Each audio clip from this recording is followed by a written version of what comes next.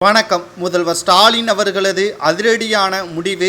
மீண்டும் வாரிசு அரசியலை நிலைநாட்டிவிட்டாரா? திமுகவில் அமைச்சரவை மாற்றத்தில் உதயநிதி ஸ்டாலின் அவர்களுக்கு மிக முக்கியமான பதவி வழங்கியதோடு மட்டுமல்லாமல் சில அமைச்சர்களையும் பதவியிலிருந்து நீக்கியுள்ளார்.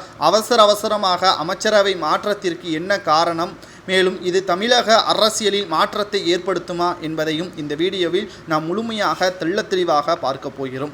அதாவது நாடு முழுவதும் தற்பொழுது மக்களவைத் தேர்தல் நடைபெற்று வருகிறது.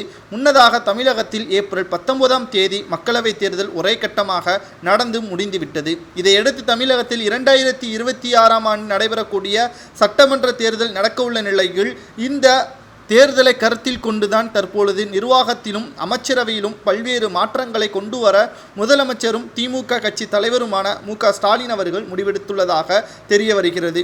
தமிழகத்தில் ஆட்சியை தக்க வைப்பதற்காக யோசனையில் திமுக அரசு உள்ளது. இதுவரைக்கும் திமுக தொடர்ச்சியாக 2 ஆண்டுகள் தமிழகத்தில் ஆட்சி புரியவில்லை.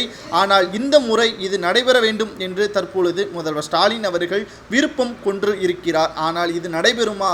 ஆனால் இது நடைபெறுவதற்கான வழிவகையை செய்வதற்கான ஏற்பாடுகளையும் தற்பொழுது மும்முரமாக ஸ்டாலின் அவர்கள் செய்து வருகிறார். அதன்படி ஜூன் 4ஆம் தேதி மக்களவைத் தேர்தல் முடிவுகள் வெளியான பின்பு தமிழக அமைச்சரவையில் மாற்றம், கட்சி மாவட்ட செயலாளர்கள் மாற்றம் என்று கட்சி தலைமை அதிரடியான நடவடிக்கைகள் எடுக்க உள்ளதாக தகவல்களையும் நம்மால் பார்க்க முடிகிறது. பெரும்பாலும் அமைச்சர்களை மாவட்ட செயலாளர்களாக உள்ள நிலையில் இந்த முடிவு சீனியர் அமைச்சர்களுக்கு வயிற்றில் புளியை கரைத்துள்ளதாம். இந்த முறை சட்டமன்ற தேர்தலுக்கான களப்பணியில் திமுகவின் இளைஞர்களுக்கு வாய்ப்பு அளிக்கப்படும் என்றும் எதிர்பார்க்கப்படுகிறது. ஆனால் இது எதிர்காலத்தை உதயநிதி ஸ்டாலின் அவர்களுக்குத்தான் சாதகமாக மாற்றப்படும் என்ற தகவல்களையும் நம்மால் பார்க்க முடிகிறது. ஏனென்றால் இளைஞர் அணி கூட்டத்தில் இருந்துதான் மாவட்ட செயலாளர்களாக பதவி உயர்வு செய்யப்படுவதாகவும் அதுவும் உதயநிதி ஸ்டாலின் அவர்கள் தலைமையில்தான் இது நடக்கும் என்றும் கூறப்படுகிறது. சில மாவட்ட செயலாளர்கள் உதயநிதி ஸ்டாலின் அவர்களின் நேரடியான கட்டுப்பாட்டில் இருப்பார்கள்.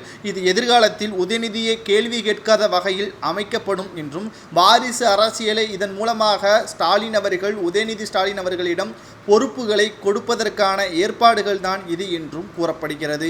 இதற்கு மூத்த அமைச்சர்கள் மௌனமாக இருப்பது நிச்சயமாக ஏற்றுக்கொள்ள முடியாது. தகுதியும் திறமையும் இருப்பவர்கள் திமுகவில் அடிமட்ட தொண்டனாகவே தான் இருக்கிறார்கள். வாரிசு அடிப்படையில் இவர்களுக்கு உயர்வு பதவி வழங்கப்படுவது சரியா என்ற கேள்வியும் திமுகவில் எழும்ப ஆரம்பித்து விட்டது. ஆனால் இதனால் திமுகவிற்கு எந்த ஒரு பாதிப்பும் கிடையாது. தலைமை என்ன சொல்கிறதோ அதை தான் அடிமட்ட தொண்டர்கள் கேட்க வேண்டும். இல்லை என்றால் கட்சியிலிருந்து நீக்கப்படுவார்கள் என்பதில் எந்த ஒரு மாற்று கருத்தும் கிடையாது. உதயநிதி ஸ்டாலின் அவர்கள் துணை முதல்வராக வருவதற்கு தகுதி இருக்கிறதா என்பதை கமெண்ட் வாயிலாக கூறுங்கள்.